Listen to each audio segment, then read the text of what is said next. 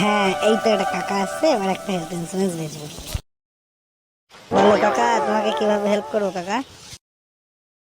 বলি বাবু, আমাকে একটা হেলথ ইন্স্যুরেন্স করিয়ে দিবি রে। বলি তোমার হেলথের আর আছেই বা কি যে ইন্স্যুরেন্স করাবে ওতে আবার? তুই আমাকে নিয়ে মজা করছিস? তোর থেকে ভালো জোয়ান আছি রে মারা। আরে কাকা তুমি রাগ করো না।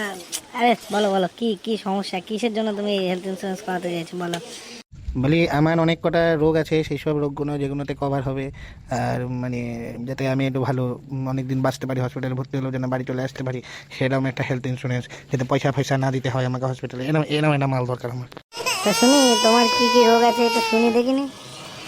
মোটামুটি তুই যে কটা রোগের নাম জানিস আর যে কটা জানিস না, প্রায় সবই আছে আমার। তুমি যা বললে কাকা, তাতে মোটামুটি তোমার বডিটা সাদা চাদরে কভার হবে, বাদ বাকি কিছু কভার হবে না। আমার জমা মারছিস তোর দাদুর বয়সী লোকের সাথে? হ্যাঁ, যা, আমি করবোই না তোর হেলথ ইন্স্যুরেন্স, যা। আরে আরে, আরে, রাগ করো না, রাগ করো না দাদু, রাগ করো না, রাগ করো না, করে দিচ্ছি করে দিচ্ছি করে দিচ্ছি, তোমার চিন্তা নেই। কে ভাই, দাদুর ডান্না নিয়ে কি করছিস তুই এতক্ষণ ধরে? হ্যাঁ, আরে বলিস নে ভাই, দাদুর যা রোগ বলছে তাতে দাদুর হেলথ ইন্স্যুরেন্স করবো কি করে সেটাই ভাবছি। দাদুর প্রায় 25 রকমের রোগ আছে। হুম।